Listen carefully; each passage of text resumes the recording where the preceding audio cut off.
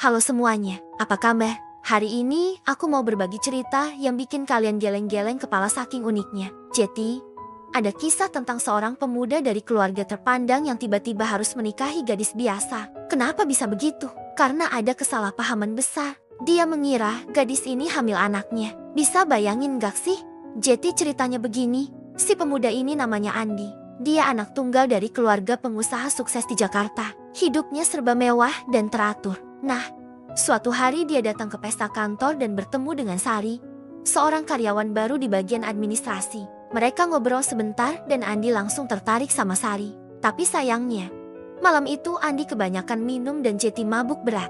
Keesokan harinya, Andi bangun dengan kepala pusing dan ingatan yang samar-samar. Dia cuma ingat ngobrol sama Sari, tapi nggak ingat apa yang terjadi setelahnya. Nah, pas dia ke kantor, dia lihat Sari muntah-muntah di toilet. Pikiran Andi langsung kemana-mana. Dia mengira telah berbuat yang tidak-tidak sama Sari, dan sekarang Sari hamil. Tanpa pikir panjang, Andi langsung melamar Sari.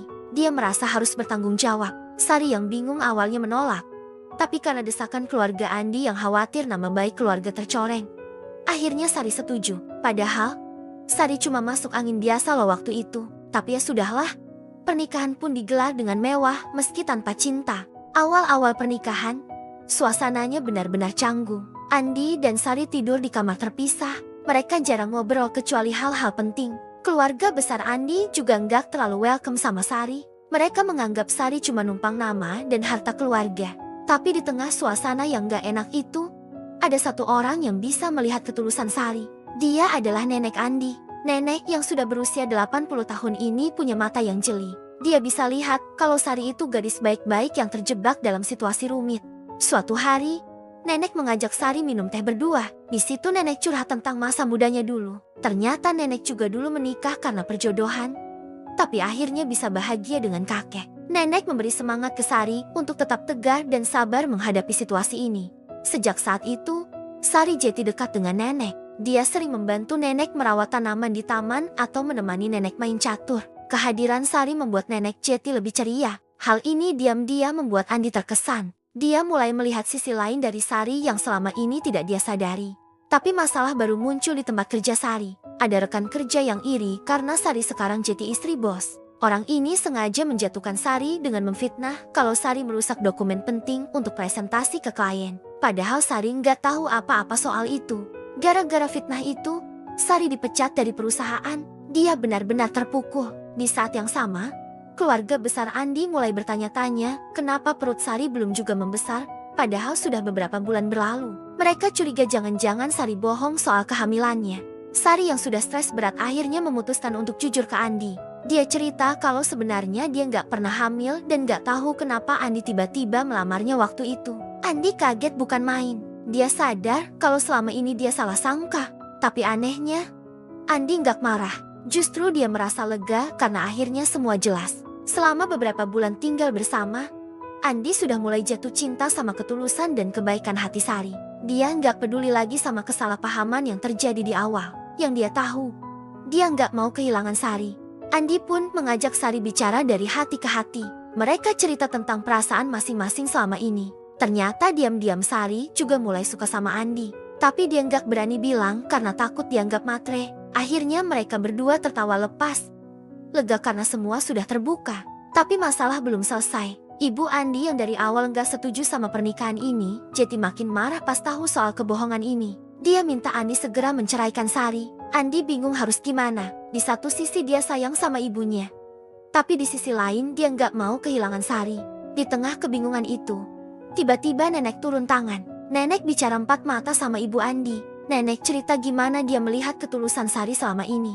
Bagaimana Sari dengan sabar menghadapi sikap dingin keluarga besar. Nenek juga bilang kalau dia belum pernah lihat Andi sebahagia ini sejak menikah dengan Sari.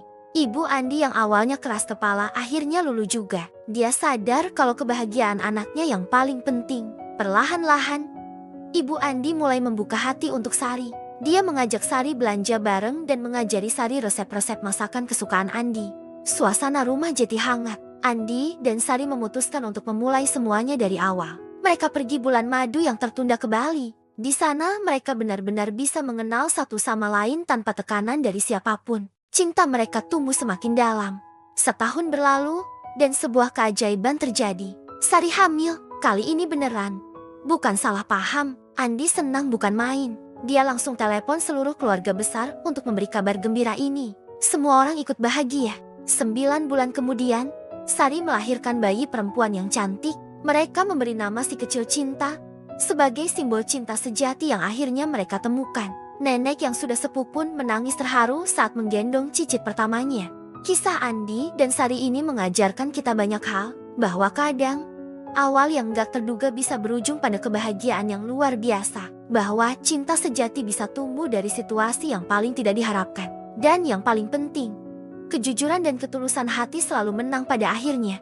Nah, gimana menurut kalian ceritanya? Seru kan? Kadang hidup memang penuh kejutan. Kita nggak pernah tahu apa yang akan terjadi besok. Tapi kalau kita hadapi semuanya dengan hati yang terbuka, siapa tahu ada keajaiban yang menanti di balik setiap kesulitan. Andi dan Sari membuktikan kalau cinta sejati itu ada. Cinta yang tumbuh perlahan-lahan, melewati berbagai rintangan, dan akhirnya bersemi dengan indahnya. Mereka memulai dengan kesalahpahaman, tapi berakhir dengan kebahagiaan yang tak terkira. Jadi teman-teman, jangan pernah menyerah pada keadaan ya. Kadang Tuhan punya rencana yang lebih indah di balik setiap cobaan yang kita hadapi. Yang penting kita selalu jujur, tulus, dan sabar dalam menjalani hidup ini. Siapa tahu, cinta sejati kita juga sedang menunggu di suatu tempat. Nah, itu dia cerita dari aku hari ini. Semoga bisa menghibur dan menginspirasi kalian semua ya. Jangan lupa untuk selalu bersyukur dan menyebarkan cinta di sekitar kita. Sampai jumpa di cerita selanjutnya. Dadah!